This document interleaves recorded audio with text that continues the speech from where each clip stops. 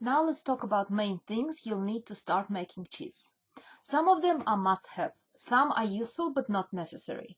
First of all, a pot or a cooker, a good one, made of stainless steel, capsule bottom or just thick bottom that won't let milk burn. I use a pot for 11 liters. It is good for 1.2, 1.6 kilogram of cheese. It depends on type of cheese.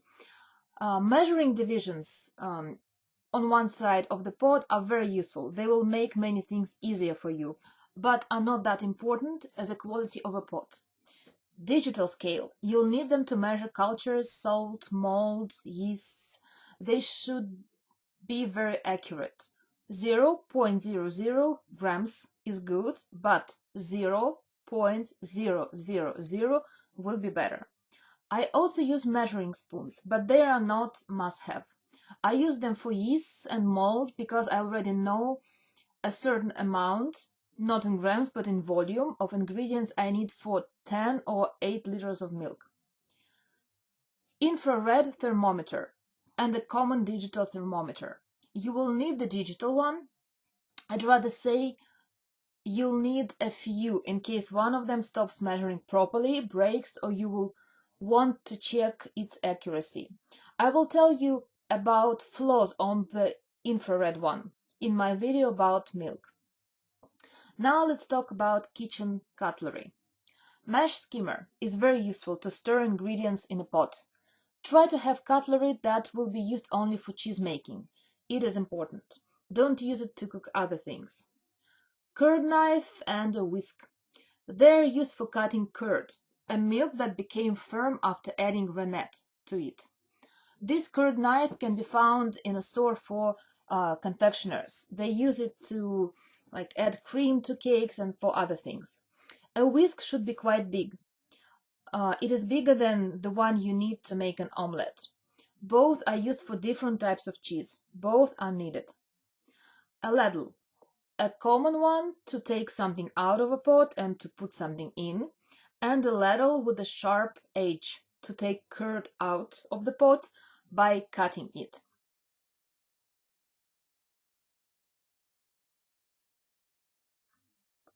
This wooden something I use only when I make butter. You won't need it now. And you won't need it if you are not planning to make butter. pH meter, the most expensive thing you'll need to buy. Is it a must-have? For some types of cheese that you eat within few days, you won't need it. For some types of cheese, it is extremely important. Otherwise, you will fail. For some, it is useful, but you can do without it. This one is made in Hungary, and it's a good one.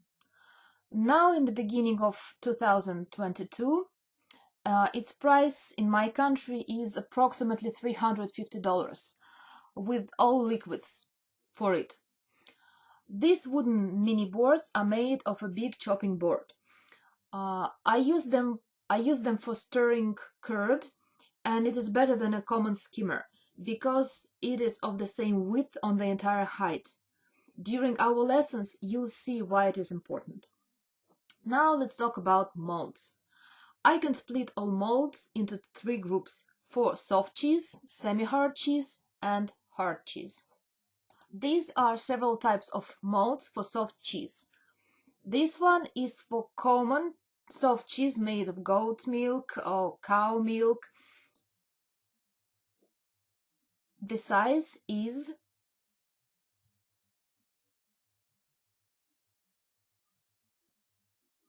this mold I use for halloumi cheese, cheese from Cyprus. It is also soft, and you add soft cheese in it.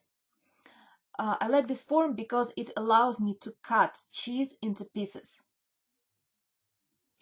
This mold is good for ricotta cheese. I use it only for this cheese. This form is not really important. I use it very rarely, usually to make stracchino cheese.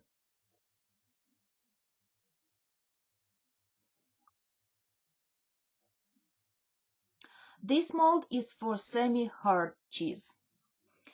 It's a big one. It is used for head of cheese, if you can use this term, up to 1.7 kilogram. I have another mold that is smaller, but unfortunately I cannot show it to you. I have camembert in this mold. I have 4 units of that mold, and now I have camembert in these molds. So you will see it in other videos. This mold is made for hard cheese, and this particular mold is usually called a mold for Gouda cheese. You see that it has very thick sides, and this mold is made for pressing cheese. It won't drain on its own. This cheese will need help. You will put this mold in a press, and it will drain much better. This is another mold. You see that it is the diameter is smaller. You see there is cheese in it, but the height is bigger. At the moment, I have Suluguni cheese, a Georgian cheese, in this mold. I have one more mold. I use it only for Taleggio cheese, because Taleggio cheese usually has a square form. For this form, you will need a textile. This one is organza.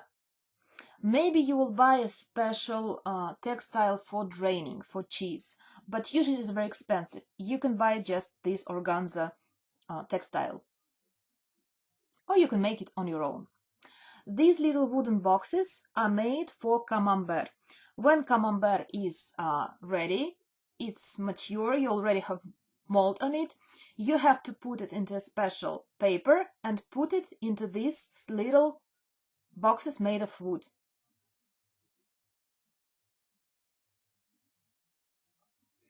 This is a paper you will need to put cheese in. Not that important, but it's not expensive, so you'd better buy it. These are little thermometers and hygrometers. They will show you the temperature and the level of humidity. That's very important when your cheese will grow mature. This is a press. It's a self-made press. So if you want to make a press for 2 molds, it should have 2 levels. The bottom level and the top level. And now let's talk about containers. These are 2 types of containers. They're made of plastic and they use them to store cheese while it grows mature. You can see sizes of these 2 containers.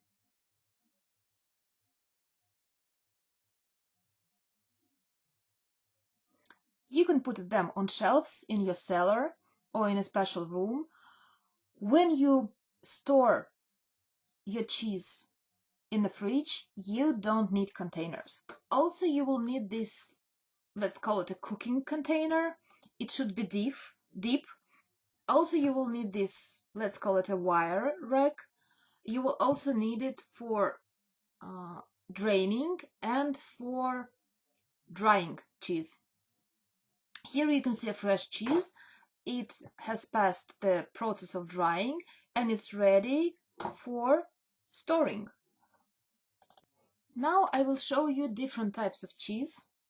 These types of cheese, these cheese heads, some of them are 2 weeks old, some of them are months old, and you can see that there is a lot of mold on these types of cheese.